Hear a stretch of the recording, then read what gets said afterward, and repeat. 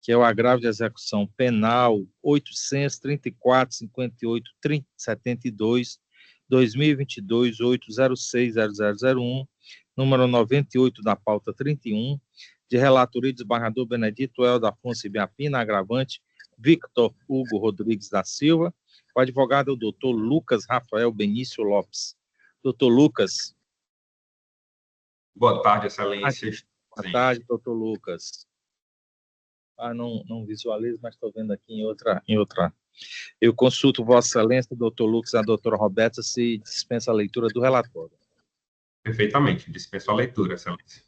Pronto, então vou conceder a palavra ao doutor Lucas Rafael pelo prazo de 15 minutos e ao tempo em que também peço aqui a colaboração do desembargador Sérgio Parente para assumir a presidência.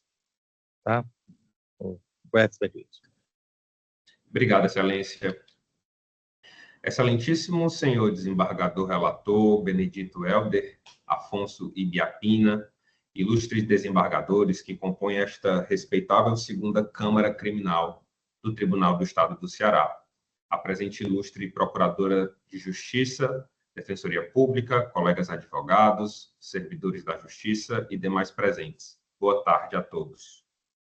Com a devida vênia, dirijo-me a esta colenda corte em defesa da liberdade do agravante, Victor Hugo Rodrigues da Silva, cujos direitos foram indevidamente tolhidos por uma decisão que, embora respeitável, destoa flagrantemente das provas dos autos e da finalidade ressocializadora da pena.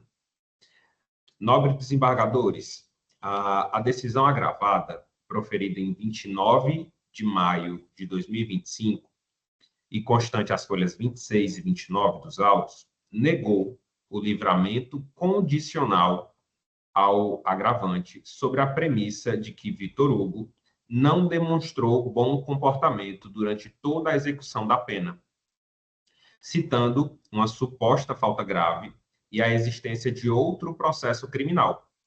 Permitam-me, Vossas Excelências, desconstruir esses argumentos com base nas próprias evidências dos autos, que revelam uma realidade completamente diversa, demonstrando o completo preenchimento dos requisitos subjetivos. É verdade, Excelências, que uma falta grave foi homologada em 22 de maio de 2024, conforme sequência 217, item 1 do sistema seu. Contudo, esta foi a única intercorrência disciplinar em todo o histórico carcerário de Victor Hugo. E aqui reside o ponto crucial. O relatório da unidade prisional Professor Olavo Oliveira II, anexado à sequência 217, item 1 dos autos da execução penal, datado em 12 de novembro de 2024, atesta que o agravante tem demonstrado disciplina e obediência à orientação da direção desta unidade prisional. Este relatório, exarado 6 meses após a falta grave, é a prova material e irrefutável da readequação comportamental de Victor Hugo. Ignorar tal evidência significa negar a própria possibilidade de ressocialização e condenar o apenado a um histórico perpétuo por um único ato já reabilitado. Mais grave ainda, nobres julgadores, é a desconsideração do prazo legal previsto no artigo 83, inciso 3, a linha B do Código Penal, incluído pela Lei 13.964 de 2019. Esse dispositivo exige expressamente que, para a concessão do livramento condicional, deve ser comprovado o não cometimento da falta grave nos últimos 12 meses. Analisando os autos, a falta grave ocorreu em 22 de maio de 2024.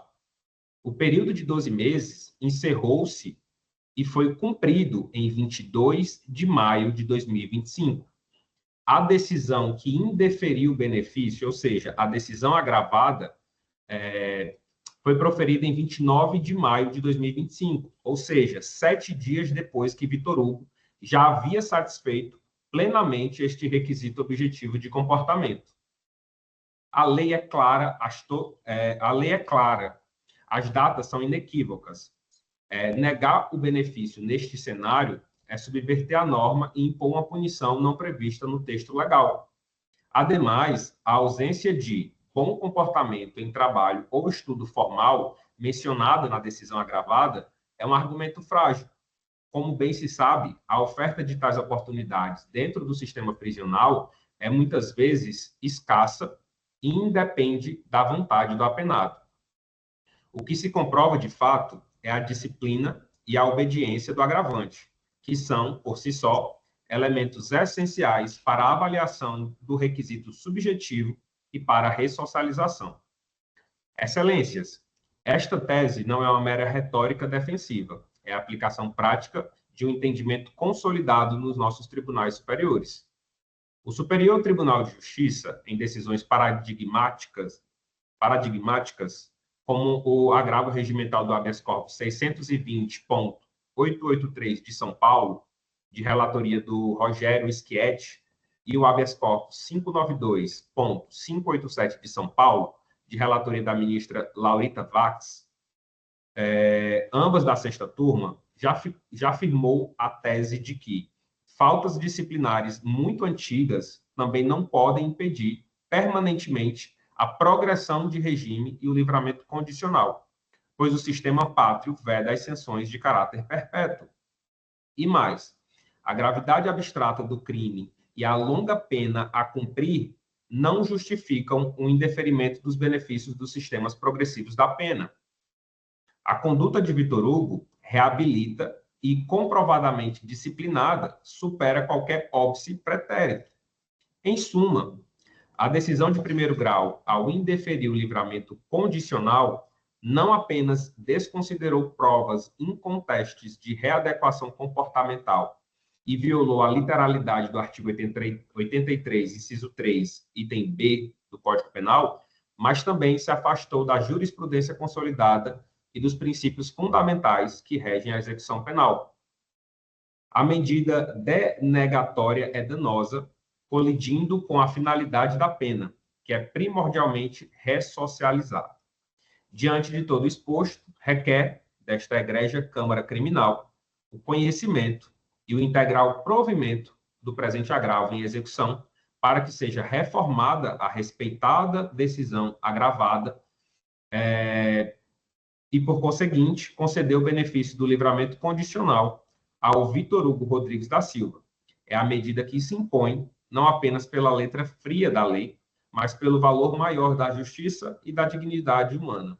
Agradeço imensamente a atenção de vossas excelências. Neste termos, pede deferimento. Obrigado, doutor Rafael. Concedo a palavra à doutora Roberta Coelho para a manifestação da Procuradoria. Obrigada, excelência. Agravo de execução penal. Reforma da decisão que indeferiu o livramento condicional do apenado. Descabimento. Cometimento de falta grave. Prática de crime doloso. Ausência de preenchimento cumulativo de requisitos objetivos e subjetivos para concessão da benesse. Manutenção da decisão de regressão. Parecer pelo conhecimento e improvimento do agravo. Obrigado, doutora Roberta. Concedo a palavra ao eminente relator, desembargador Benedito Helder Afonso Ibiapina. Pois não, senhor presidente. Inicialmente, eu parabenizo o doutor Lucas Rafael pela sua sustentação oral. Realmente, ele desenvolveu todo o esforço no sentido de obter desta Corte de Justiça o acolhimento do presente agravo. No entanto, eu já adianto que o meu projeto de emenda está em consonância com a manifestação da douta representante do Ministério Público. Dito isto, eu passo a leitura do meu projeto de emenda. Caso em exame, agravo em execução contra a decisão que indeferiu o livramento condicional ao apenado, apesar do cumprimento de mais de 2/3 da pena, há fundamento na ausência de comportamento satisfatório durante a execução, considerando a prática de novo crime enquanto cumpria pena no regime semiaberto. Questão em discussão. A questão em discussão consiste em saber se a prática de novo crime durante o cumprimento da pena em regime semiaberto afeta o requisito subjetivo de bom comportamento necessário para a concessão do livramento condicional, ainda que não tenha ocorrido falta grave nos últimos 12 meses, conforme o artigo 83, inciso 3, letra B do Código Penal. Razões de decidir. O artigo 83 do Código Penal exige o preenchimento de requisitos objetivos e subjetivos para o livramento condicional. O requisito subjetivo de bom comportamento deve ser verificado durante toda a execução da pena, não se limitando ao período de 12 meses previsto para a ausência de falta grave.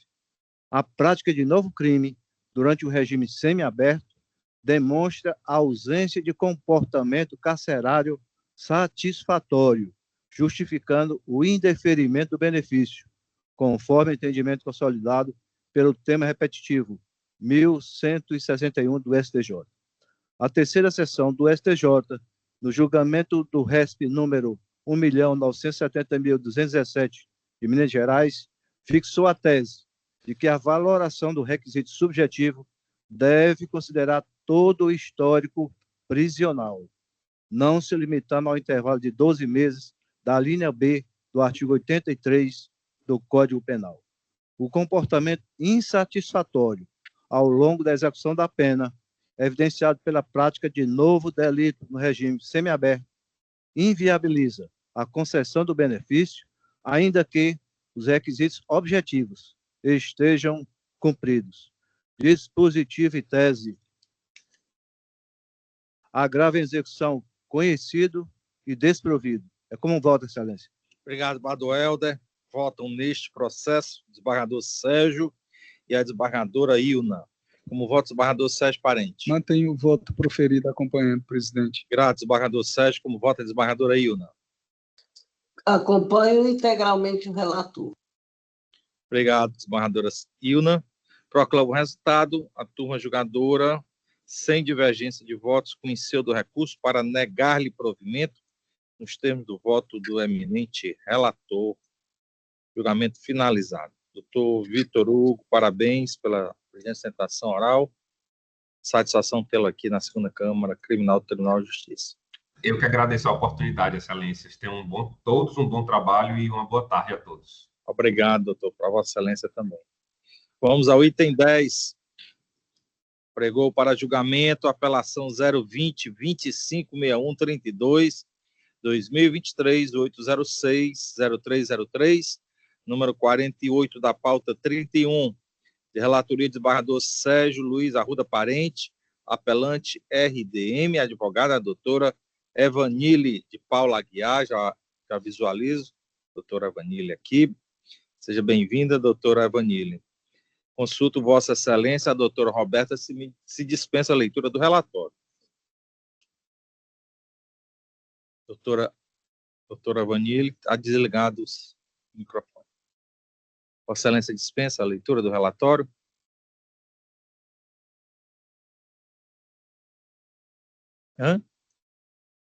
Não está saindo som.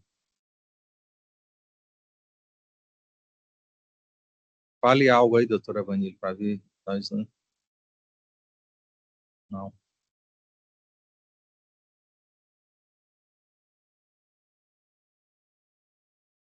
Saia e entre novamente na sala, por gentileza.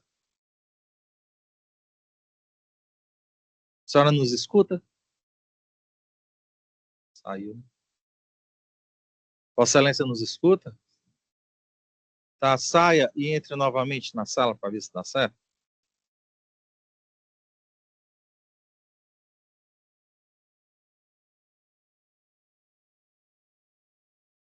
Os outros colegas advogados que estão acompanhando virtualmente nos escutam? Sim. Tá, obrigado.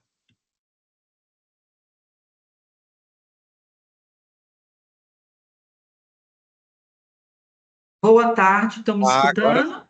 Agora sim. Tá ok? Pronto. Consulto Vossas Excelências e a doutora Roberta se dispensa a leitura do relatório. Vossa Excelência dispensa a leitura do relatório, doutora Evanile? Sim, sim. Pois não.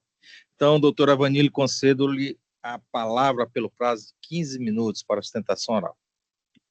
Ok.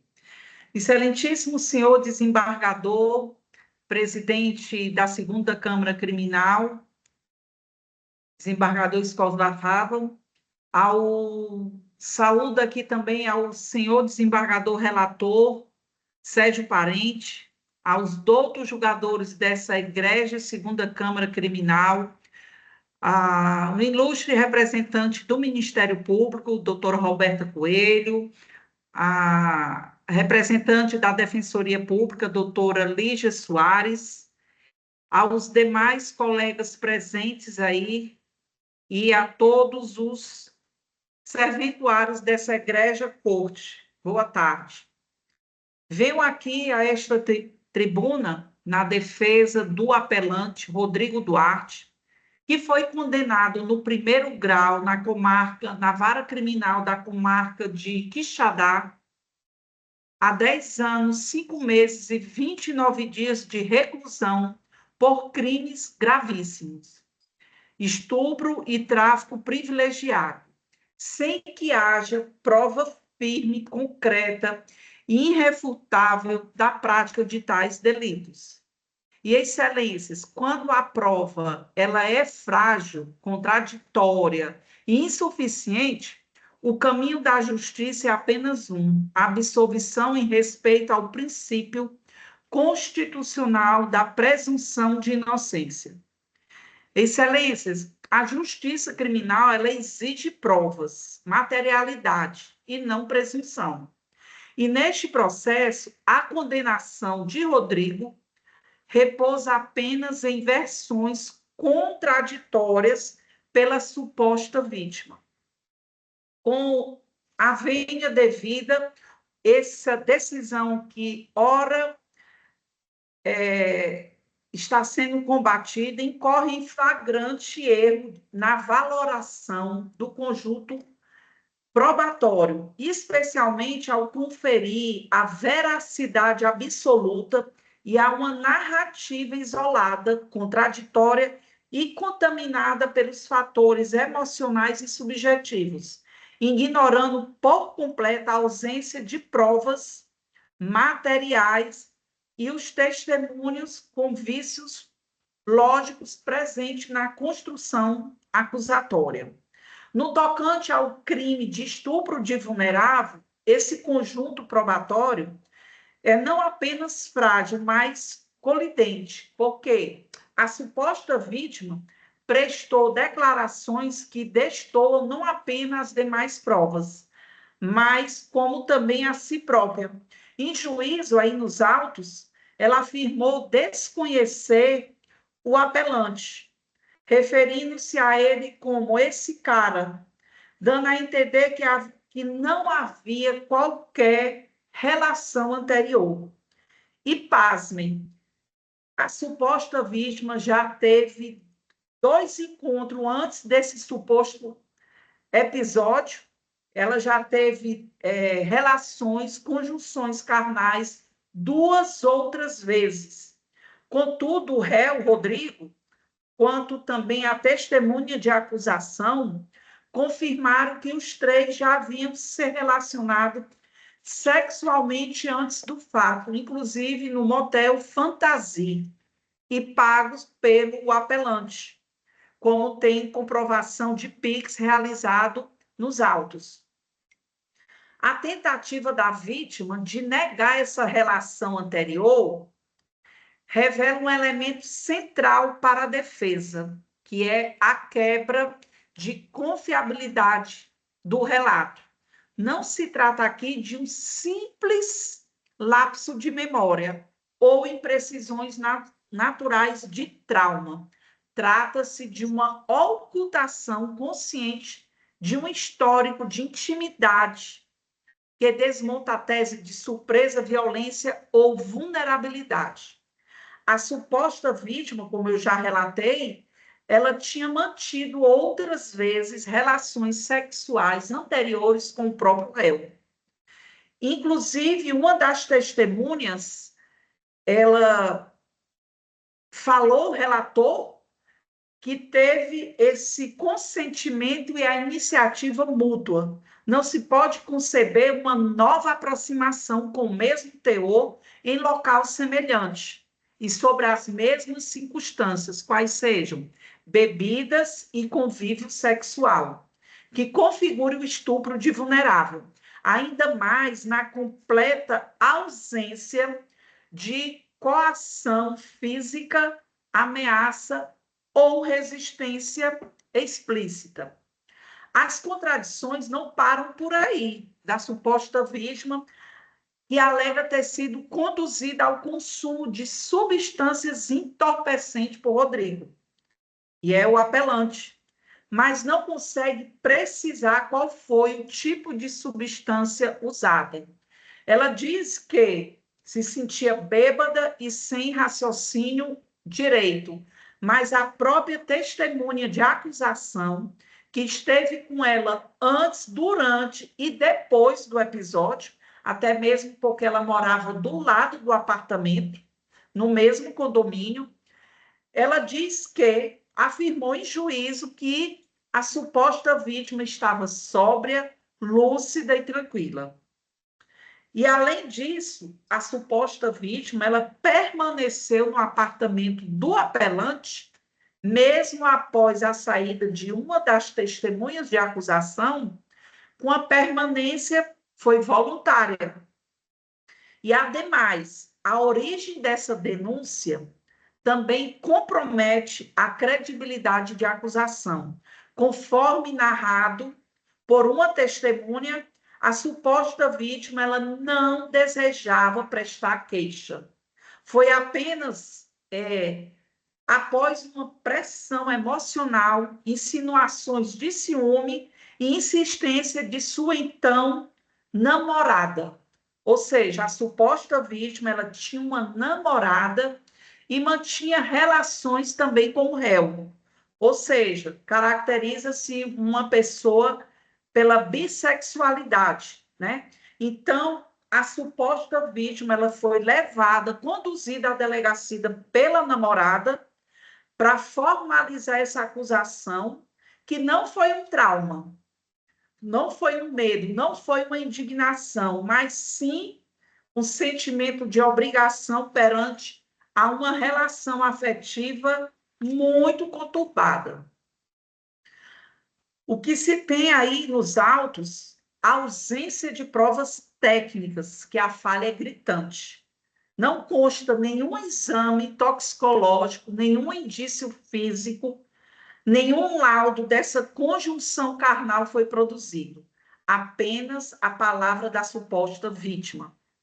E no artigo 158 do Código do Processo Penal, estabelece a obrigatoriedade do exame de corpo de delito quando a infração deixar vestígio e ignorar essa regra ferir o devido processo legal.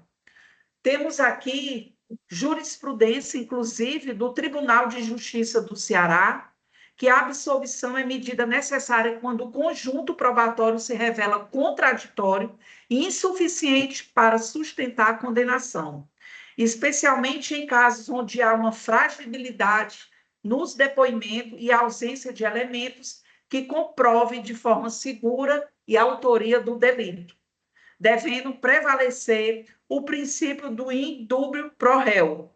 Essa apelação criminal é de número 209936200 de 2008, da relatoria do desembargador João Bairro de Figueiredo, Frota, da 2ª Câmara Criminal. E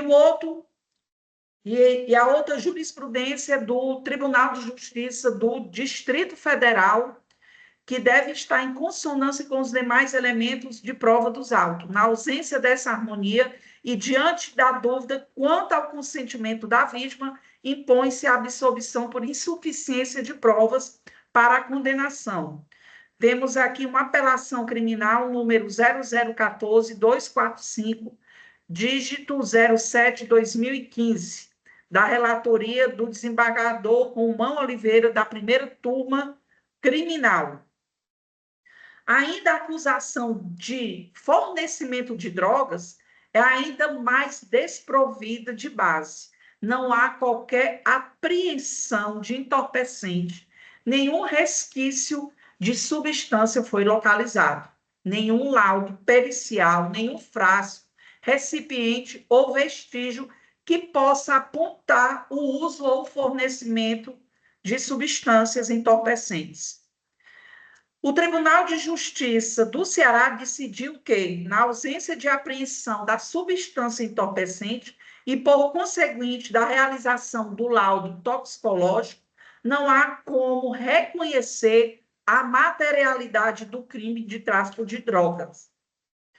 E assim o STJ também afirmou entendimento no sentido de que a ausência de laudo toxicológico definitivo inviabiliza a comprovação da materialidade do crime de tráfico de droga. Portanto, é uma causa suficiente para impor a absolvição do acusado, já que não pode reconhecer a ocorrência do delito sem provas técnicas. Por fim, a sentença agravou a pena com base no artigo 61, inciso 2C do Código Penal, supostamente porque o réu teria se utilizado na condição de entorpecimento da vítima para consumar o ato. Todavia, essa aplicação dessa agravante se deu sem qualquer pedido do Ministério Público, violando o princípio da congruência. Pior, a existência dessa condição de vulnerabilidade sequer foi provada. Tal agravante não apenas é juridicamente indevida, como faticamente insustentável. Contudo, ao reconhecer a ausência de fundamentação idônea na análise das circunstâncias judiciais e o indevido agravamento da pena com base em emboscada e dissimulação não demonstrada. E desta forma, excelências, a jurisprudência ela é pacífica em determinar a absolvição nos casos em que não pode extrair certeza sobre a autoria ou materialidade, especialmente nos crimes contra a dignidade sexual. Diante do exposto, e com a firme convicção de que a presença condenação afronta não apenas a lógica processual, mas os direitos fundamentais do acusado. Requer-se esta defesa o integral provimento do recurso de apelação interposto, com a consequente absolvição do apelante Rodrigo Duarte Mendes das imputações que foram dirigidas com base no artigo 386, incisos 6 e 7 do Código do Processo Penal. E, para finalizar, quero deixar aqui o meu encerramento, que a justiça criminal ela não pode ser feita em terreno de incertezas, mas sobre bases sólidas de prova. Onde há dúvida, há que prevalecer a liberdade. Por isso, a absolvição é a única medida justa. É o que eu espero dessa colenda Câmara como medida de justiça. Meu muito obrigada. Obrigado, doutora Evanile, parabéns pela brilhante sustentação. Eu concedo a palavra à doutora Roberta Coelho, pelo prazo de 15 minutos. Obrigada, excelência. Ementa, apelação criminal, estupro contra vítima menor de 18 anos e consumo compartilhado de drogas. Pleito absolutório fundado na ausência de provas suficientes para a condenação. Materialidade e autoria comprovadas. Oferecimento e uso de cocaína que alteraram o estado de consciência da vítima, seguida da prática de conjunção carnal forçada. Não acolhimento, pleito de afastamento da agravante de crime praticado mediante traição de emboscada ou mediante dissimulação ou outro recurso que dificultou ou tornou impossível a defesa do ofendido. Oferecimentos de bebida alcoólica e drogas que tornaram a vítima vulnerável, dificultando sua defesa e facilitando a execução do crime de estupro. Pedido de recorrer em liberdade, matéria já decidida em habeas corpus impetrado anteriormente, tese prejudicada. Não conhecimento, parecer pelo conhecimento parcial e, na parte conhecida, pelo improvimento da apelação. Obrigado, doutora Roberta. Passa a palavra ao eminente relator, desembargador Sérgio Luiz Arruda Parente. Presidente, grato pela concessão da palavra. Eu devo já aqui esclarecer que a doutora Vanille, que tem feito, né, um esforço assim, caprichando na sustentação oral. Ontem ela me fez uma visita para falar sobre o processo. Então, assim, é uma advogada que a gente tem muito respeito, mas eu já adianto aqui que estou me posicionando nos termos em que o Ministério Público se reportou. É uma situação bastante delicada. A vítima tinha 16 anos e o réu, me parece que 37 ou 35, algo assim, na época do ocorrido. E somando-se a isso, consumo de drogas, e uma circunstância assim que não se pode deixar vamos dizer assim, de vislumbrar que essa possibilidade contrária à visão da defesa, sim, pode ter existido. E o que se deve ter em mente é que a questão da orientação sexual, isso não modifica a questão aqui exposta. Então, assim, eu peço licença para ler as razões de decidir, que estão bem claras, assim, e são mais fáceis de compreender. Razões de decidir. A palavra da vítima, firme, coerente, corroborada por testemunhas, possui especial valor probatório nos crimes contra a dignidade sexual, sendo apta a fundamentar a condenação, mesmo na ausência de provas materiais. O depoimento da vítima, prestado na fase inquisitorial e reiterado em juízo, descreve de forma detalhada os atos de violência sexual praticados, inclusive com o uso de objetos, e é confirmado por testemunhas que acompanharam os desdobramentos imediatos dos fatos. O réu confirmou o uso de drogas e relações sexuais com a vítima, embora afirme terem sido consentidas, mas sua versão é isolada e contraditada pelos demais elementos dos autos. A materialidade e a autoria do crime de oferecimento de drogas para uso conjunto foram demonstradas pela prova testemunhal, especialmente o relato da vítima e de testemunhas que confirmaram o uso compartilhado e o oferecimento por parte do réu. A ausência de apreensão de drogas não inviabiliza a condenação pelo artigo 33, parágrafo 3º da Lei 11.343, sendo possível a comprovação por outros meios de prova, conforme jurisprudência consolidada do STF. Essa flexibilização se aplica com ainda mais relevância para o parágrafo 3º, justamente pela natureza da conduta, oferecimento e consumo conjunto, que por vezes não deixa vestígios físicos da droga. A agravante do artigo 61, segundo C do Código Penal, foi corretamente aplicada com base no conjunto probatório, uma vez que o réu se valeu da vulnerabilidade da vítima, provocada pelo uso intencional de entorpecentes para dificultar sua defesa e consumar o estupro. Ademais, conforme preceitua o artigo 385 do Código de Processo Penal, é possível o reconhecimento de agravantes pelo magistrado, ainda que não estejam descritas na denúncia. Logo, não há que se falar em violação aos princípios da ampla defesa e do contraditório.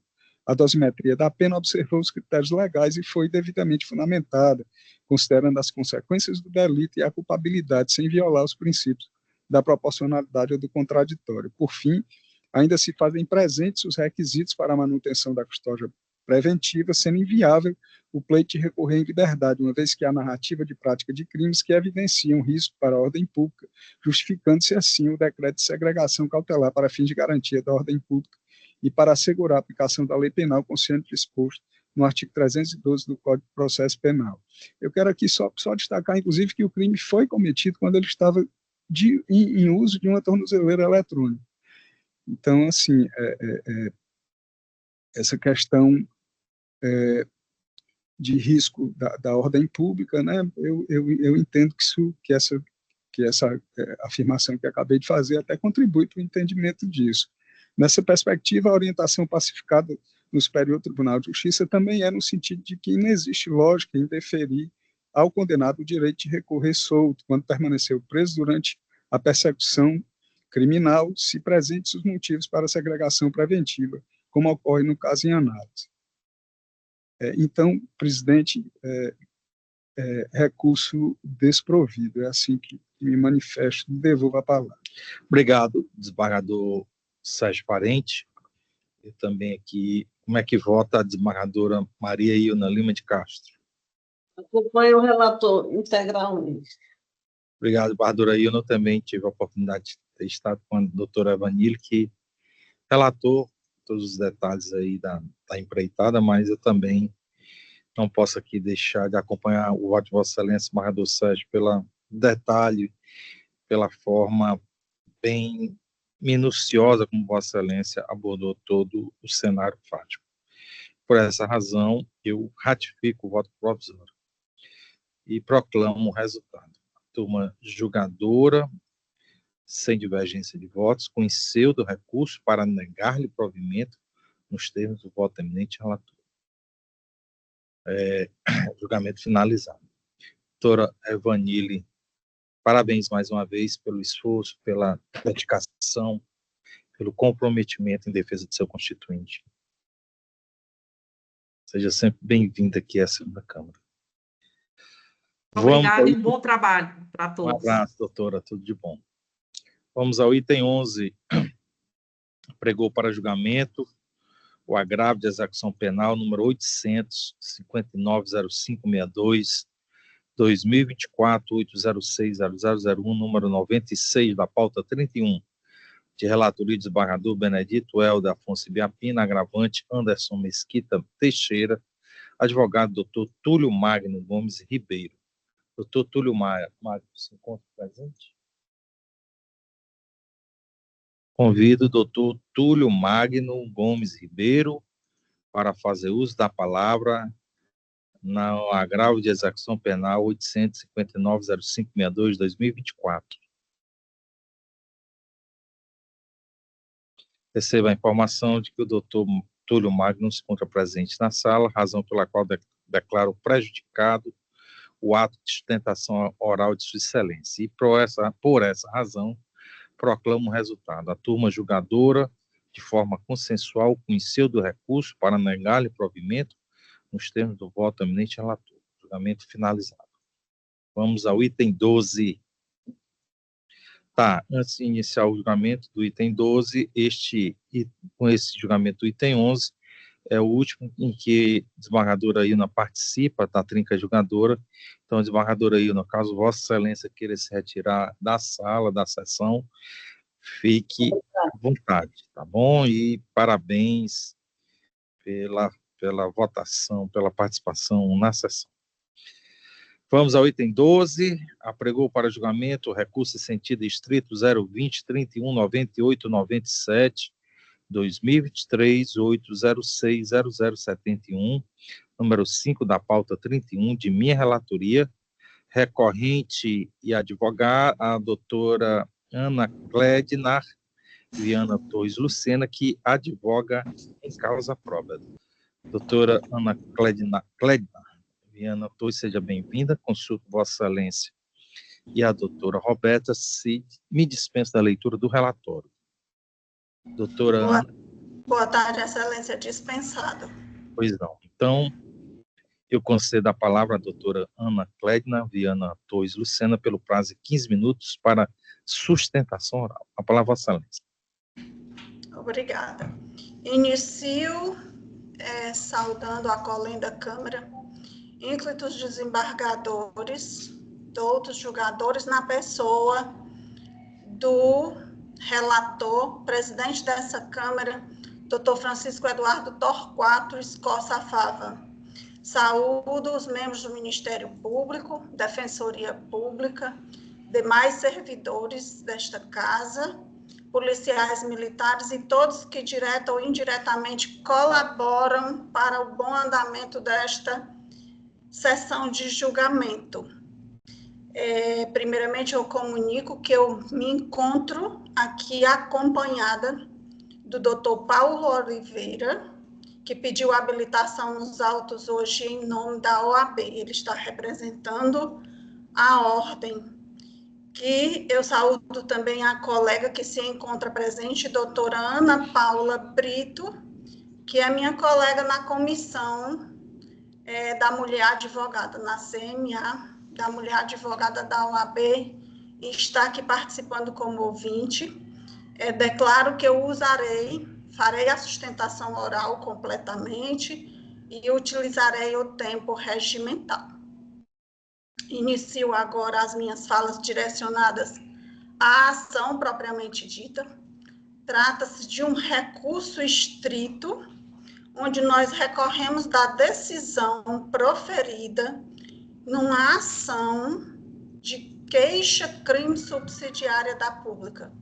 Ou seja, nós temos aí uma ação privada substituindo a ação pública, conforme nos permite, né, e reza o Código de Processo Penal, que em casos de omissão do Ministério Público é um direito da vítima ofendido de qualquer natureza fazer uso deste tipo de ação.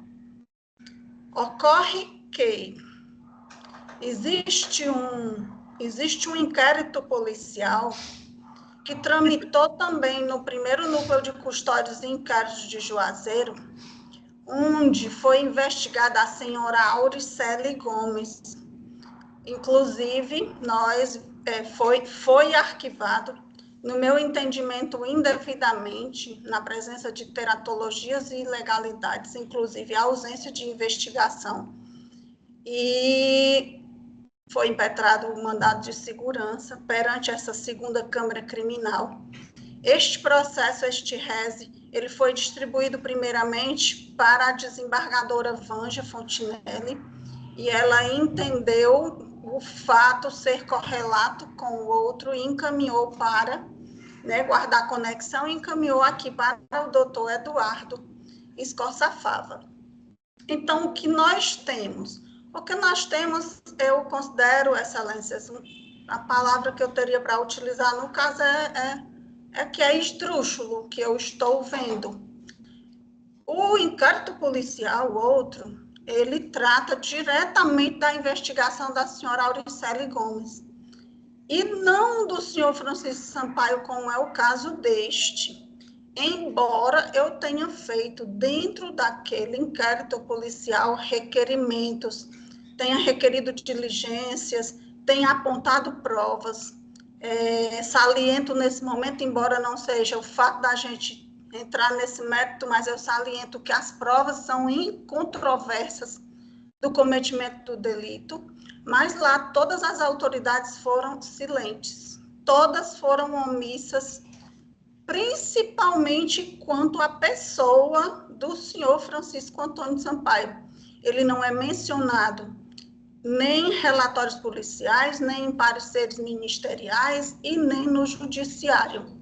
E existe essa violação aos meus direitos enquanto vítima e também enquanto advogada. As minhas prerrogativas, meus requerimentos dentro dos autos são desconsiderados, simplesmente ignorados. E aí nós temos, de forma estranha, que a ação subsidiária da pública, no meu entendimento, e acho que de todo estudante do direito, o dever do Ministério Público no ajuizamento da queixa-crime é oferecer denúncia, rejeitá-la, ou aditá-la, ou requerer diligências, mas foi requerido o arquivamento, alegando duplicidade de investigação, enquanto, na verdade, sequer houve investigação por parte das autoridades responsáveis pelo caso. Hoje nós temos aqui um parecer da Procuradoria, da 5ª Procuradoria de Justiça, o ilustríssimo Procurador de Justiça, doutor Luiz Alcântara da Costa Andrade. Eu entendo que foi a pessoa que analisou minudentemente cada detalhe dessa questão envolvendo esses dois processos. E se manifestou, está nos autos, se manifestou pela ocorrência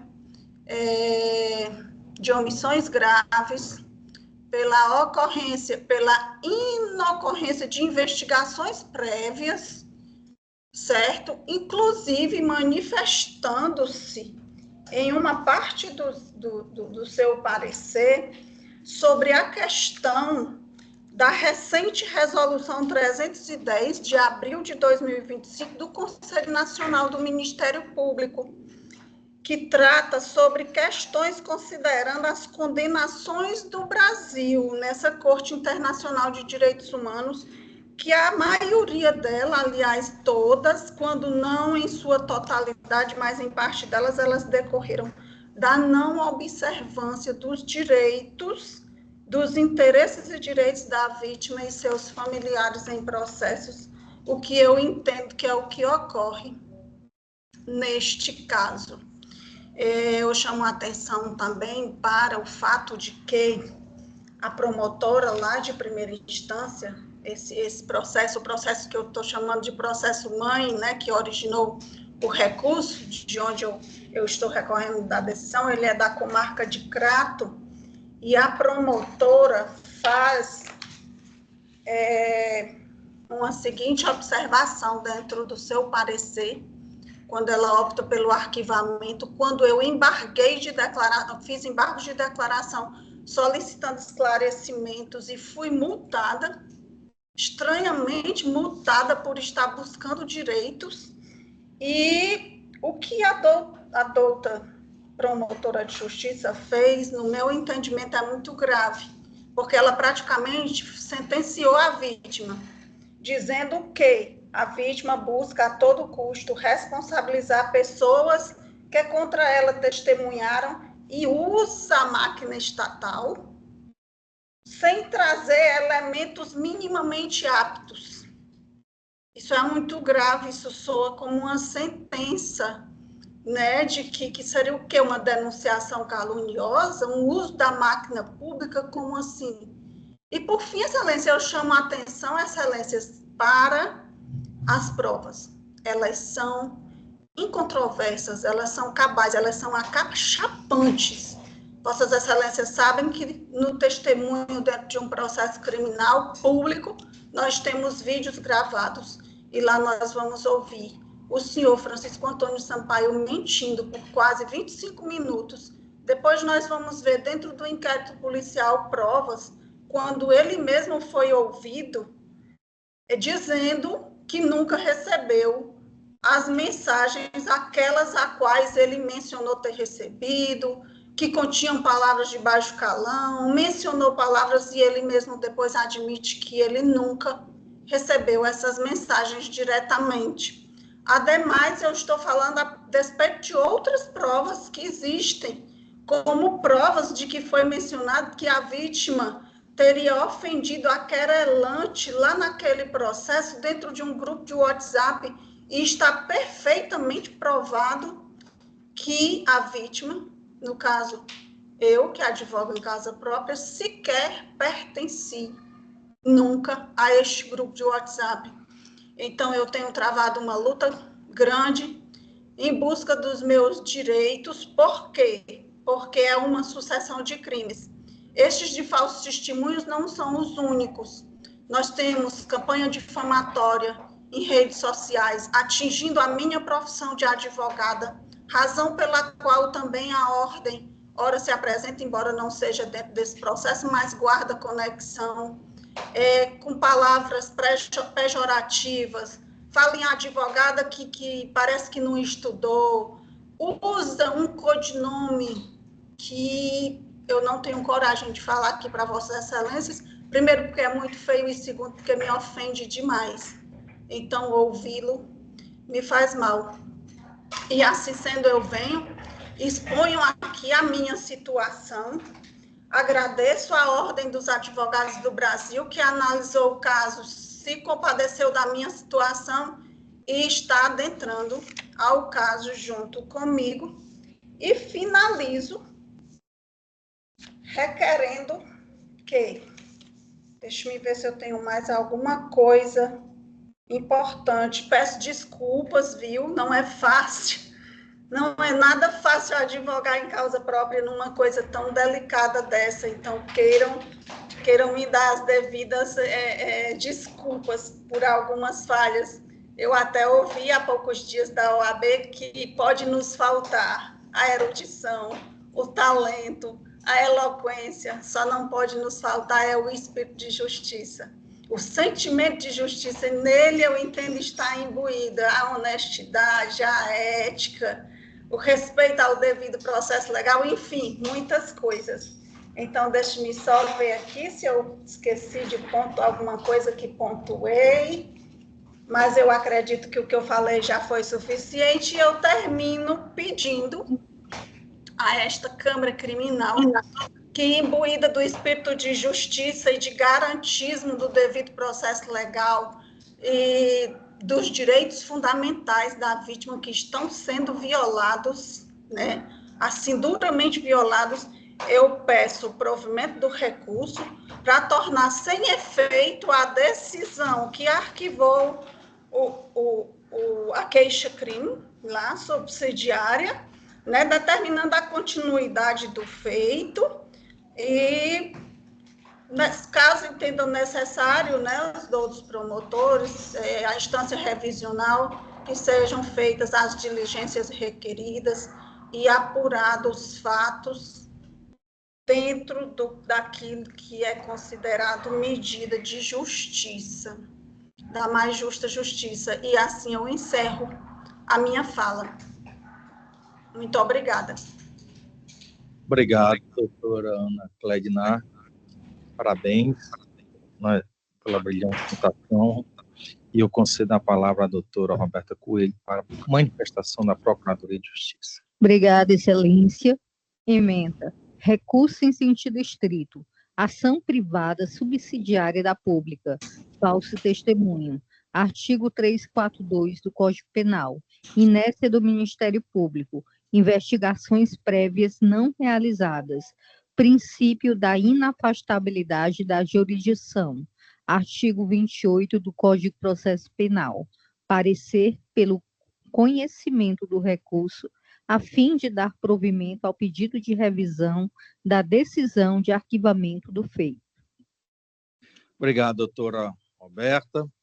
Eu vou pedir a compreensão dos meus pares para que eu promova a leitura do voto na sua integralidade. E eu faço por dois motivos. Primeiro, em respeito à doutora Ana Clednar, como bem salientado por sua excelência, não é fácil a gente atuar em causa própria. E segundo, porque o voto vem em sentido contrário ao entendimento da douta Procuradoria de Justiça. Então, é um caso realmente complexo, é um caso que exige uma avaliação bem criteriosa, e é por essa razão que eu vou pedir a compreensão dos meus pares e também do advogado que está aí inscrito para a próxima sustentação oral, que aguarde um pouco para a gente poder esclarecer todos esses fatos aqui. Vou ao voto. Presentes os pressupostos de admissibilidade do recurso, dele conheço por tempestiva e adequada à espécie. Nesse ponto, necessárias algumas breves dilações a respeito. Cuido dos autos de recurso em sentido estrito interposto por Ana Clednar Viana Torres Lucena, em face da decisão prolatada pelo juiz do primeiro núcleo regional de custódia e de inquérito, sede em Iguatu, folha 119, em aspas, que rejeitou os embargos declaratórios apresentados e arbitrou multa de 2 salários mínimos nos autos da representação criminal / queixa-crime, alinhavada em face de Francisco Antônio Sampaio Lima, fecha aspas, folha 113, / 115. Compulsando o presente caderno digital, observa-se que, na realidade, apontando como fundamento de sua resignação no artigo 581, inciso 1 do Código de Processo Penal, pretende a recorrente discutir não a decisão proferida em sede de embargos de declaração, mas o decisum que, acatando a manifestação ministerial de folhas 74/77, retificada na peça de folha 78/79, entendeu por prejudicado o prosseguimento do presente feito de número 02031 98-97/2023, frente à sua manifesta duplicidade, determinou seu arquivamento. Folhas 80. Tal conclusão é corroborada pela mera leitura das razões recursais de folhas 163/65, na qual pleiteia a requerente expressamente pelo prosseguimento e processamento da ação privada ajuizada em primeira instância. Dessa forma, e não obstante não tenha utilizado a requerente da melhor técnica, que parando a decisão de arquivamento com o suposto não recebimento da queixa, nos termos do inciso 1º do artigo 581 do CPP, não vislumbro, salvo melhor compreensão, erro grosseiro a impedir o processamento do recurso, uma vez que, muito embora não tenha o Ministério Público nominado formalmente a sua manifestação de exceção, a prejudicialidade da ação se deu em virtude de uma apontada litispendência ou duplicidade, como mencionou do outro magistrado primeiro, permitindo a interposição de recurso em sentido estrito, com fulcro no inciso 3º do precitado artigo. Aqui eu destaco citar dispositivo, não vou repeti-lo para não cansá-los. Ademais, deixo de acolher a preliminar extemporaneidade das razões recursais levantadas pelo ilustre representante ministerial em sede de contra-razões de folhas 172/178, mesmo diante de sua apresentação, após o lapso temporal de quase um ano na interposição do recurso, porque referida conduta é considerada pelo Tribunal da Cidadania mera irregularidade, não levando à declaração de intempestividade, a saber. E aqui eu colaciono o agravo regimental no HC 810-468, São Paulo, relator o ministro Antônio Saldanha Palheiros, julgado em 31/5/2023, em que Sua Excelência deixou consignado nos itens 1 e 2 da emenda o seguinte: 1. A jurisprudência desta Corte, há muito sedimentada, considera que ao agravo em execução devem ser aplicadas analogicamente as disposições do recurso em sentido estrito, apresentando-se por isso mesmo, com mera irregularidade, a apresentação intempestiva das razões recursais. E no item 2, destacou Sua Excelência: de fato, deve ser admitido como mera irregularidade os arrazoados referentes aos agravos em execução já interpostos, apresentados ainda que seroniamente, por ter o mesmo tratamento do recurso em sentido estrito. Trago aqui também um outro julgado, também do STJ, um agravo regimental no RHC 1452-352, relatoria do ministro Antônio Saldanha Palheiro, da 6ª turma, que deixou consignada na parte negritada da emenda. Apelação interposta dentro do prazo recursal, apresentação tardia das razões recursais, mera irregularidade. Então, digo eu o seguinte: observe-se que a decisão que deixou de receber os aclaratórios e aplicou a multa, folhas 113/115, foi disponibilizado no DJE dia 3/6/2024 e considerada publicada dia 4/6/2024, folha 118. Por sua vez, a interposição do réis ocorreu na data do dia 6/6/2024, o último dia do prazo, e, portanto, tempestivamente. Apenas para que não passe despercebida qualquer questão formal, registro não desconhecer o entendimento segundo o qual embargos de declaração considerados manifestamente protelatórios não interrompe nem suspende o prazo para a interposição de outros recursos. Aqui trago o agravo regimental no ARESP 2.067.8379 de Minas Gerais, ministro relator Olga Fernandes, julgado no dia 18/3/2025, em que, no item 3 da emenda, disse Sua Excelência o seguinte: a jurisprudência desta Corte firmou a compreensão de que a oposição de embargos aclaratórios, quando intempestivos, protelatórios ou manifestamente incabíveis, não tem um condão de interromper o prazo para a interposição do recurso especial. Trago outra aqui, o agravo interno, Aresp 2.350.514 de São Paulo, relatoria da ministra Maria Isabel Galotti, julgado no dia 14/10/2024, que ficou consignado no item 1 da emenda o seguinte: a reiteração de recursos inadmissíveis com evidente propósito protelatório manifesta abuso de direito de recorrer e desvirtua o postulado constitucional da ampla defesa, não interrompendo ou suspendendo o prazo para outros recursos adequados, tampouco impedir a formação da coisa julgada. Colaciona aqui outro também do STJ, o agravo regimental no Aresp 2.149.594, relator ministro Rogério Schietti Cruz, datada do dia 14 de março de 2023, em que deixou consignado o seguinte: a jurisprudência desta Corte firmou a compreensão de que a oposição de embargos aclaratórios, quando intempestivos, protelatórios ou manifestamente incabíveis, não tem um condão de interromper o prazo para a interposição do recurso especial. Então, prossigo dizendo o seguinte: ora, ao detalhar a sequência dos fatos e as implicações processuais, é possível verificar que a decisão inicial que determinou o arquivamento do processo número 020-3198-97 de 2023, por manifesta duplicidade e ausência de requisitos para a propositura da ação penal, foi prolatada em 16 de fevereiro de 2024, folhas 80. Contra essa decisão, a querelante opôs os primeiros embargos de declaração em 26 de fevereiro de 2024, folhas 82/86. Tais embargos foram julgados improcedentes pelo juiz em 29 de abril de 2024, folhas 94/96. A publicação da decisão ocorreu em 3 de maio de 2024, iniciando o prazo em 6 de 5 de 2024, folhas 99, perdão. Desculpa.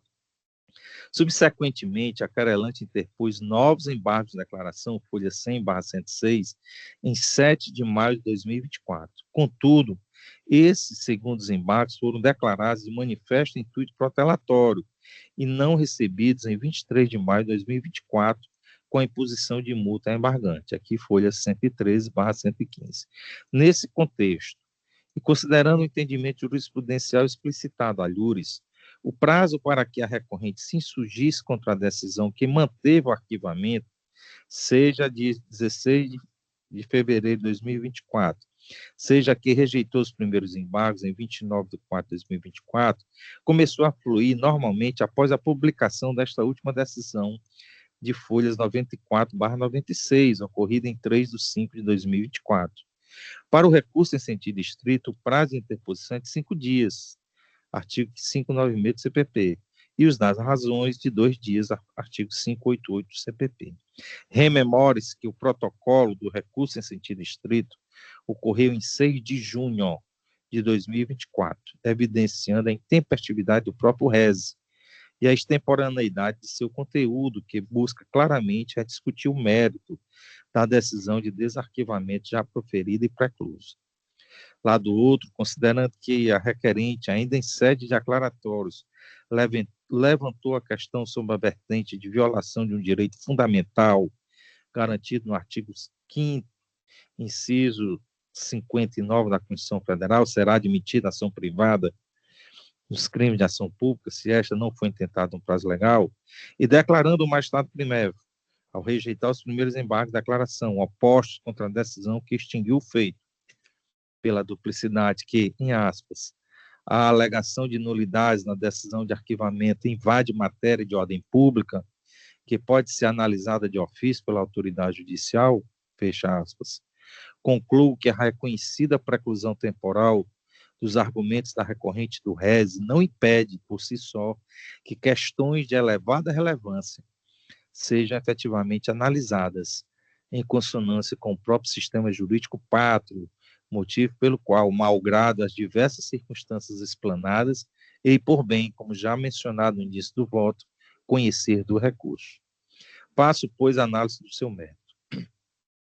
Primeiramente, sobre os fatos, narra a presente ação privada subsidiária da pública que, em 27 de agosto de 2029, o querelado Francisco Antônio Sampaio Lima teria prestado falso testemunho no processo criminal 0051 96648-2017, ao afirmar que a querelante enviou mensagens ofensivas de baixo calão via WhatsApp, tanto em seu número pessoal quanto no grupo EVS Pirajá, o que foi desmentido por testemunhas e pela própria senhora Germana Brito. Posteriormente, inquérito policial número 0200-460-28-2023, o querelado admitiu nunca ter recebido mensagens da querelante e que esta sequer integrava tal grupo, evidenciando em tese contradição e configurando suposto crime de falso testemunho. Artigo 342, caput, parágrafo 1º do Código Penal. Nesse íntere, como muito bem sintetizou o ilustre procurador de Justiça, sustenta a querelante, ora recorrente, que apesar do requerimento para a inclusão do querelado como investigado nos autos de inquérito policial 0200-460-28-2023, o Ministério Público, na origem, não se manifestou no prazo legal, limitando-se a opinar apenas sobre outra investigada, a senhora Auricele Gomes Cordeiro, ou seja, manteve-se temporariamente inerte. Ademais, mesmo diante do requerimento da querelante pugnando pela juntada das provas que, a seu juízo, caracteriza a prática do crime de falso testemunho, pelo querelado Francisco Antônio Sampaio Lima, o Ministério Público se limitou a remeter os autos do precitado inquérito policial ao delegado de polícia, que, da mesma forma, sem a realização de qualquer ato investigatório, já com a ressalva de que houve, sim, sua oitiva, resolveu manter o relatório inicial, maculando sob sua ótica seu direito na qualidade de vítima. Assim, diante da apontada inércia do parquê, conforme certificado nos autos 0200-460-28-2023, a folha 146, a querelante, na data de 3 de outubro de 2023, ingressou com a presente queixa-crime subsidiária nos moldes do artigo 29 do Código de Processo Penal. Paralelamente, vislumbra-se que na data do dia 29/9/2023, ainda nos autos do inquérito policial, o Ministério Público apresentou manifestação pelo arquivamento, apontando a então vítima que apenas houve expressa menção à situação processual da senhora Auricele Gomes Cordeiro, folhas 147 e 149 na origem, sem qualquer referência ao senhor Sampaio. Por sua vez, o juiz Antônio Vandenberg Francelino Freitas determinou o arquivamento do inquérito policial, número 0200-460, e a decisão foi publicada no Diário Oficial da Justiça do Estado de Ceará em 29 de novembro de 2023. Portanto, considerando a parte que não houve a realização de qualquer ato investigatório sério e independente, mesmo diante do manifesto interesse da querelante ao apontar o querelado Francisco Antônio Sampaio Lima como autor do crime de falso testemunho, defende a recorrente a patente inércia do Ministério Público e, por conseguinte, a inexistência de duplicidade das demandas, a qual teria ensejado erroneamente o prematório arquivamento da queixa-crime. Pois bem, com a precípua finalidade de exaurir a matéria e aclarar todos os fatos e desdobramentos processuais que culminaram no oferecimento de queixa-crime subsidiária e seu posterior arquivamento, peço as devidas vênias para trazer à colação alguns esclarecimentos referentes ao inquérito penal 446-600-2022, que ensejou a atuação de número 0200-460-28-2023. Esclareço de antemão que o objetivo não é refazer um juízo de valor, e sim tornar compreensível o embate e seu deslinde sobre diversos aspectos, notadamente formais.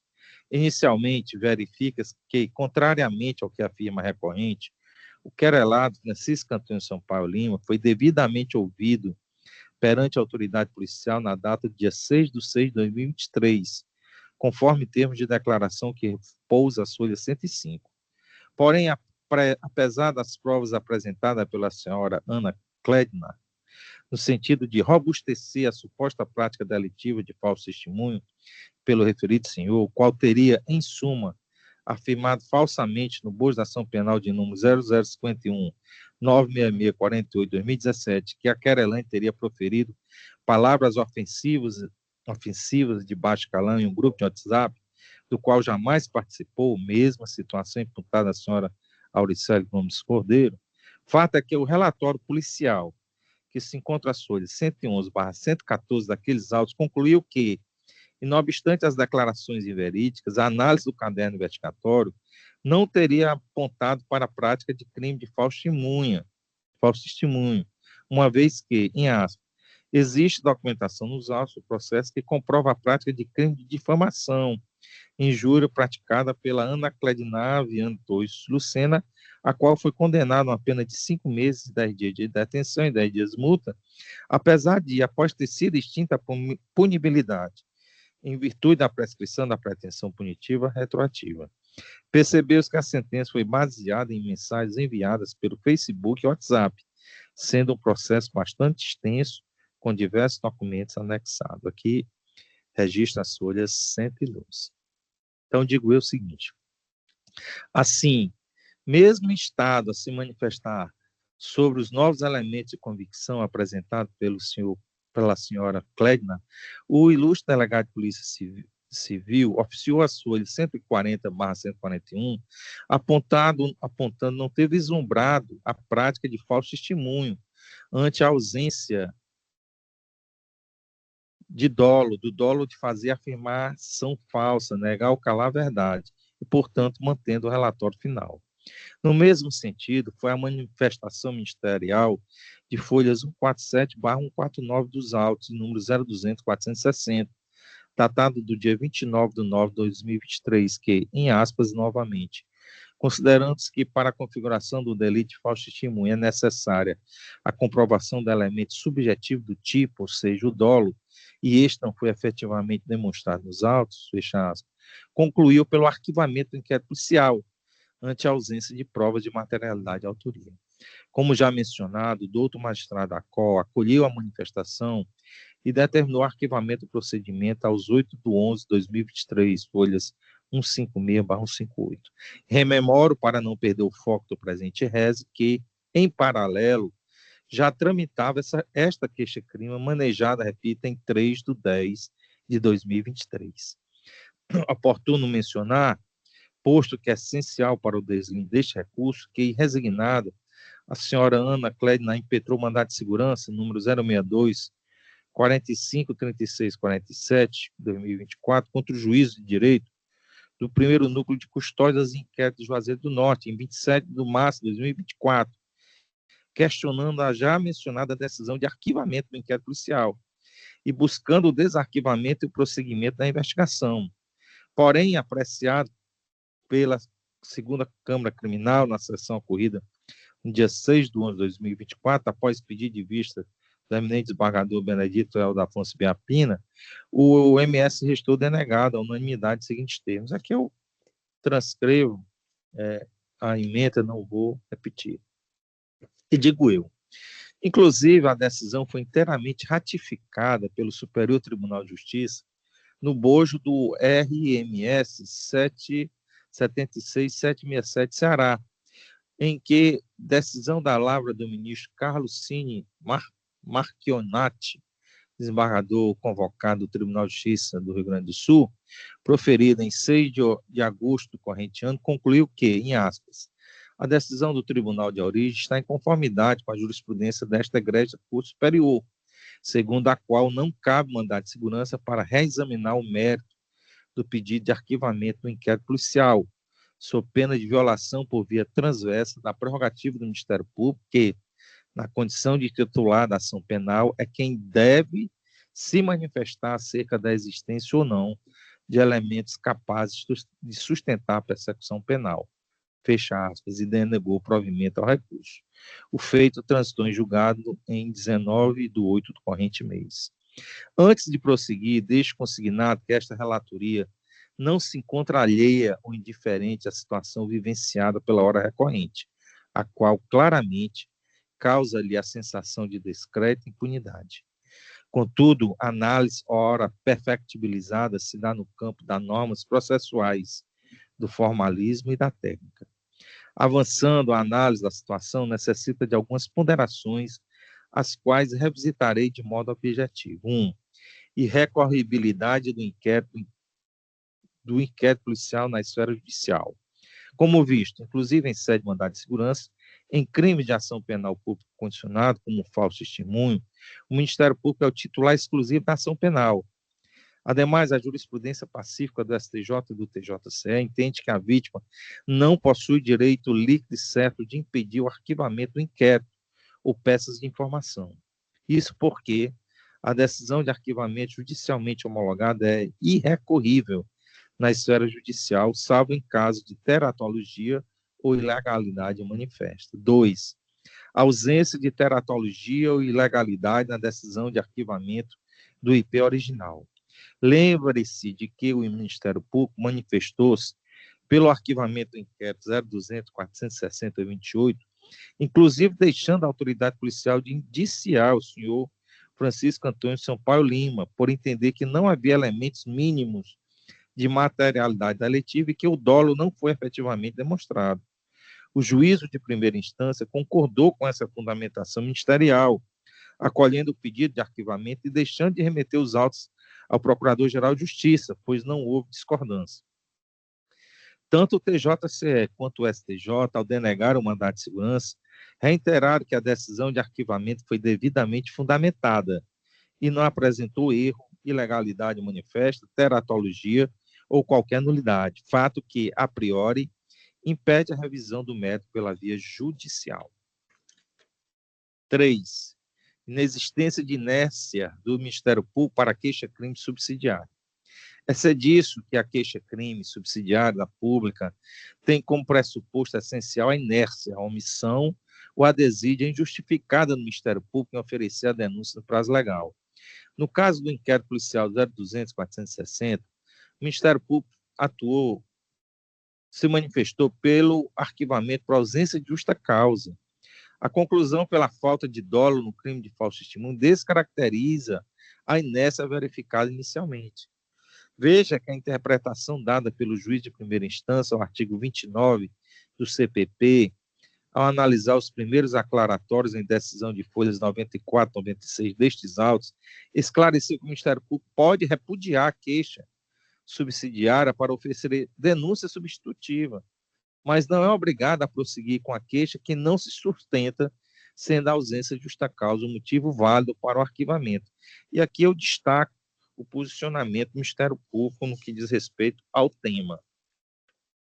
Prossigo dizendo o seguinte, no item 4, duplicidade da queixa-crime subsidiária.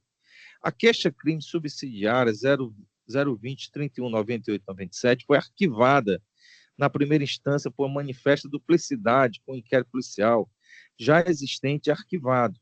Argumentar a independência da ação privada subsidiária, mesmo diante do não indiciamento do querelado no bojo do inquérito mencionado, é inviável quando o objeto já foi exaurido em outra investigação. Ora, a circunstância de, após ter acesso às provas insistentemente apresentadas no bojo do inquérito pela senhora Ana Klednar, a autoridade policial não ter entendido pelo indiciamento, mesmo com o motivo do querelado, folha 105, e o Ministério Público deixar de oferecer denúncia e requerer o arquivamento, não possuem o condão de caracterizar a alegada independência da ação penal privada ora debatida, mas, contrariamente, ratifica a existência de duplicidade, considerando tratar-se do mesmo caso, falso testemunho e ação penal diversa, face a declarações referentes a um grupo de WhatsApp do qual o querelante não fazia parte, e principalmente sob a ótica de que nenhum elemento realmente novo fora trazido por estes autos. 5º, inadequação da via letra e ausência de novas provas. Por fim, a decisão de arquivamento é definitiva, a menos que surjam novas provas, a teor do artigo 18 do CPP e súmula 524 do Supremo, que diz a súmula 524 do Supremo. Arquivado o inquérito policial por despacho do juiz a requerimento do promotor de justiça, não pode a ação penal ser reiniciada sem novas provas. E já vou caminhando aqui para o fim, dizendo o seguinte, vislumbra-se, portanto, e salvo melhor compreensão, que a recorrente não apresentou novas provas que justificasse o desarquivamento e o prosseguimento da queixa-crime subsidiária, mas apenas não pretendendo de forma alguma minimizar sua resignação ou intento, demonstrou sua imensurável resignação ante o desfecho da situação, repisando os elementos já apresentados em sede de inquérito policial. Assim, insisto, a tentativa de rediscutir o mérito da investigação original e do arquivamento por meio do réis é inadequada. Dessa forma, com vistas a concluir o entendimento ora afirmado e correndo o risco da prolixidade da repetição, vislumbro diante de tudo quanto exposto que, se em um primeiro momento a querelante manejou a queixa-crime subsidiária de fato, pautada em uma temporária inércia, uma suposta omissão justificada do Ministério Público, o Superior Tribunal de Justiça, ao validar a decisão de arquivamento do inquérito policial e reafirmar a prerrogativa do Ministério Público em sede de julgamento, no RMS 767, implicitamente afastou a alegação de inércia / omissão do órgão ministerial, ao entender pela ausência de justa causa para a persecução penal do crime de falso testemunho, artigo 342 do Código Penal.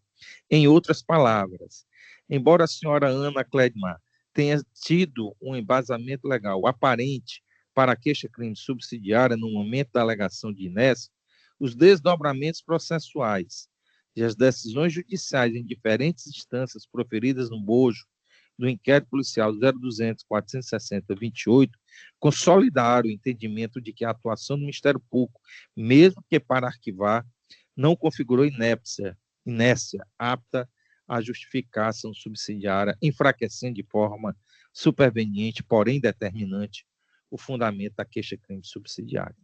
Assim, o caminho processual para a querelada, tal como proposta, parece ter sido encerrado, a menos que surjam novas provas, nos termos do artigo 18 do Código de Processo Penal e da súmula 524 do STF. Por tais argumentos, não tendo a defesa apresentado razões suficientes para contestar os argumentos da decisão, não se sustentando suas alegações diante da atual realidade processual, não há como lograr êxito o presente recurso. Isso posto, e em dissonância com o parecer da Procuradoria-Geral de Justiça, conheço o presente recurso em sentido estrito, para julgar-lhe desprovido, com a manutenção da decisão recorrida em todos os seus termos. É o voto. Como voto, desembargador Benedito Helder. Pois não, senhor presidente, diante da profundidade e da intensidade do voto de Vossa Excelência, abordando todas as teses e resolvendo-as com clareza e dentro da legalidade e da jurisprudência, eu não tenho mais nada a acrescentar, a não ser acompanhá-lo na íntegra. Obrigado, desembargador Helder, como voto, desembargador Sérgio Parente. Pois não, presidente, eu só queria ressaltar o que eu percebi aqui no seu voto, que é justamente essa preocupação que o senhor diz aqui. Antes de prosseguir, deixo consignado que esta relatoria não se encontra alheia ou indiferente à situação vivenciada pela hora recorrente, a qual claramente causa-lhe a sensação de discreta impunidade. Contudo, a análise ora perfectibilizada se dá no campo das normas processuais, do formalismo e da técnica, e assim o senhor o fez. E, inclusive, em outras passagens, eu percebo aqui que o senhor teve todo cuidado, até diante dessa situação, né, de ela advogar em causa própria, e aí essa indignação não é fácil. Fica, né, o senhor disse aí no começo, e numa outra passagem o senhor até diz aqui, ó,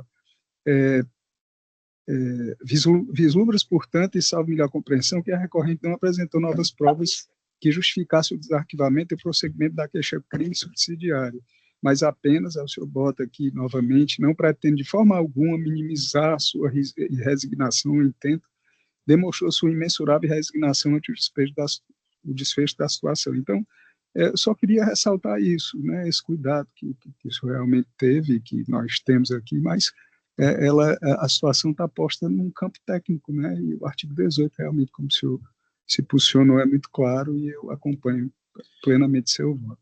Obrigado, desembargador Sérgio. Proclamo o resultado. A turma julgadora, sem discrepância de votos, conheceu do recurso para negar-lhe provimento nos termos do voto eminente relator.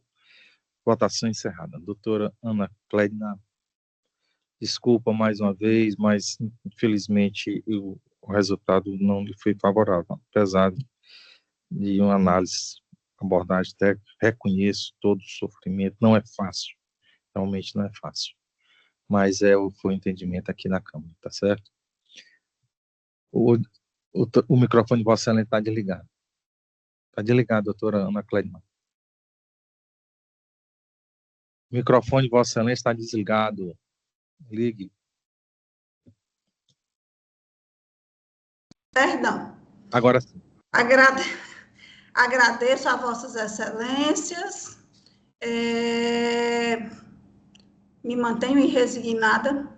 Eu não entendo como é que uma pessoa pode mentir 25 minutos sem ter dolo, confirmado que mentiu, sem ter dolo de mentir.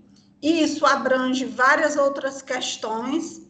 E, pelo que bem compreendeu o procurador de justiça, e eu compreendo, talvez esse caso nós vamos ter que acabar mesmo na Corte Interamericana de Direitos Humanos, razão pela qual nós vamos levar as últimas consequências. Só sem querer me delongar, mas como eu já havia dito antes, a pessoa que assiste o vídeo do senhor mentindo e vê que depois ele mesmo nega que aquele fato não ocorreu, é um puxador de enxada lá do meu sertão, sem conhecimento jurídico nenhum, sabe que houve um crime e sabe que a discricionariedade do Ministério Público ela não é absoluta, ele não tem o direito de dispor da ação penal dessa forma. Então, só me compete agradecer, é um aprendizado, é mais uma etapa e nós vamos continuar. Perfeito. De fato, eu não tenho a opção de retroceder porque é a minha própria vida e porque aí dentro constam acusações graves sobre a minha pessoa, de não ter elementos minimamente enquanto as provas são cabais. Eu agradeço e eu prossigo adiante. Perfeito. Meu cordial boa noite a todos. Boa noite, doutor. Vamos ao item 13, apregou para julgamento a apelação criminal 00533-74-2016-806-0071, número 15 da pauta de minha relatoria, apelante Jackson Vasconcelos Santos, advogada doutora Ana Vitória Simplício de Lima. Doutora Ana, boa noite. Boa noite. Vossa Excelência foi beneficiada. Castigada. Castigar a pernambucana. Faz parte, já acontece. Então, consulto Vossa Excelência e a doutora Roberta se me dispensam da leitura do relatório. Dispense, doutor. Pois não. Então, só preparar aqui o cronômetro.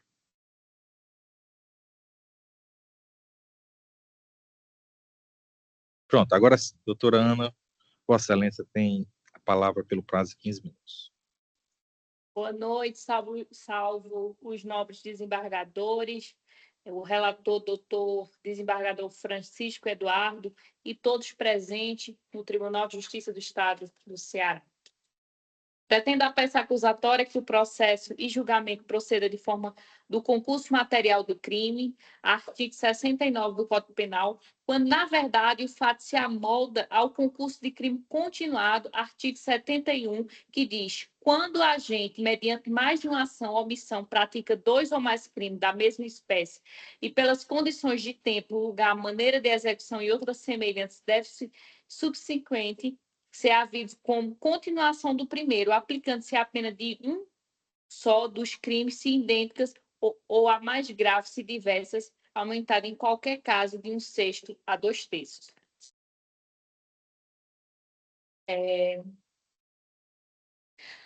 No tocante à aplicação da pena, maiormente no que diz respeito à pena base, temos que houve uma descabida exacerbação. Bem sabemos que a individualização da pena obedece ao sistema trifásico. Nesse enfoque, a inaugural pena base deve ser apurada à luz do que rege o artigo 68 do Estatuto Repressivo, ao qual remete os ditames do artigo 59 do mesmo, do diploma legal. Desse modo, o juiz condutor levou em conta, ao destacar a pena base, unicamente a circunstância desfavorável da personalidade, quando asseverou que, ao ser processado pela prática de crime patrimonial, atenta para o bom ajuste social. O artigo 65 diz que são circunstâncias que sempre atenuam a pena se o agente for menor de 21 anos, no inciso 1º, e na linha D diz confessado espontaneamente perante a autoridade a autoria do crime, né, deve-se haver uma atenuação. Nobres julgadores, atentando-se a estas duas hipóteses de atenuação da pena, o ilustríssimo juiz de primeiro grau não adoçou na pena a valorização da aplicação das duas hipóteses acima citadas sobre a atenuação da pena do ora réu. O ML juiz sentenciante, quando da aplicação da pena na terceira etapa do método trifásico, achou por bem, verificadas as causas de aumento, proceder à elevação da pena no patamar, justificando a exoneração apenas em função da presença de 3 causas de aumento de pena. Ocorre que, consoante a melhor jurisprudência, o aumento da pena no concurso de causas majorantes não segue critério estritamente matemático, visto que o juiz tem o poder dever de proceder a um só aumento, verificando a circunstância preponderante do artigo 68, parágrafo 1 do Código Penal. Caso se entenda que houve 2 crimes e não estão presentes os requisitos da continuidade delitiva, requer que seja desconsiderada a majorante do inciso do parágrafo 1º do artigo 158 do Código Penal, uma vez que as causas de aumento de pena do concurso de agente do emprego de arma já foram aplicadas no tipo penal previsto no artigo 157 do Código Penal. Aplicar o caso às mesmas majorantes em ambos os tipos penais, além de desconsiderar as regras de consumação, é apenas duplamente em questão de favor do réu. De favor. Por tais razões, diante do exposto, requer que seja o presente recurso de apelação conhecido e provido. Requer o acolhimento dos pedidos referentes à dosimetria da pena. Por fim, caso seja o entendimento de Vossas Excelências pela condenação do apelante, a defesa passa a requerer a aplicação do regime inicial semiaberto, conforme o artigo 33, parágrafo 2º, a linha B do Código Penal Brasileiro, bem como o direito de recorrer todas as instâncias possíveis em liberdade, tendo ele 3 filhos e o último tem 3 anos de idade e todos dependentes dele. O mesmo não respondeu mais nenhum crime após a saída do presídio. O mesmo também ficou 1 ano e 6 meses. Nestes termos, pede e espera deferimento. Obrigado, doutora Ana. Conceda a palavra à doutora Roberta. Obrigada, Excelência. Direito penal e processual penal. Apelação criminal. Roubo majorado pelo uso de arma de fogo. Sentença condenatória mantida. Parecer pelo conhecimento e desprovimento do recurso. Obrigado, doutora Roberta. Doutora Ana, nós estamos aqui conhecendo parcialmente o recurso na extensão cognoscível, dando parcial provimento para o fim de excluir a causa de aumento de pena da arma de fogo ante a absoluta ineficácia do meio. E estamos redimensionando a pena do agente para 5 anos, 6 meses e 14 dias de reclusão, acrescido o pagamento de 14 dias multas. E modificar também o regime de cumprimento de pena para o semiaberto e mantendo a sentença incólume em seus demais termos. O mesmo, ele não tem condições, essa causa é pro bono, esperei até agora, já pensei até em desistir, se possível, a justiça gratuita, ele não tem condição, 3 mas filhos. a questão é execução penal, nós não podemos conhecer neste momento, tá certo? Quando o momento da execução, aí tem aquela jurisprudência do STJ, Vossa Excelência vai e formaliza lá perante o juiz da execução. Obrigada, doutor. Ok? Pela orientação. Então, vou ao projeto de emenda, dizendo, na razão de decidir, o princípio da dialeticidade exige fundamentação específica e clara que impugne os argumentos da sentença recorrida, a ausência dessa motivação inviabiliza o conhecimento do recurso quanto ao pleito absolutório, afastamento da causa de aumento de pena pelo uso de arma de fogo é cabível quando o laudo pericial comprova a ineficácia do artefato, sendo inaplicável a majorante se a arma não possui condições de disparo. A culpabilidade foi corretamente valorada de forma negativa, revelando maior reprovabilidade da conduta que justifica a pena base fixada. A ausência de interesse sexual nas teses de aplicação da atenuante da confissão espontânea, reconhecimento da continuidade delitiva, exclusão do concurso das causas de aumento de direito de recorrer em liberdade, continuidade delitiva foi corretamente aplicada com a justa fração e observância da súmula 659 do STJ, atenuante da menoridade não se aplica, pois o réu possuía 23 anos à época dos fatos. O regime inicial semiaberto é adequado. Então, recursos parcialmente coincidem na extensão cognoscível, parcialmente provida. É a proposta de voto. Como voto esbarrador, Benedito Helder. Pois não, senhor presidente, acompanho na íntegra o voto de Vossa Excelência. Como voto, desembargador Sérgio Parente. Acompanho, presidente. Obrigado. Proclamo o resultado.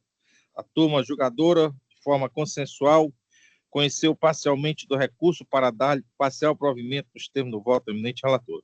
Então, doutora Ana Vitória, encerramos aqui o julgamento. Acho que foi, de outra forma, atendeu os interesses do seu constituinte, tá certo?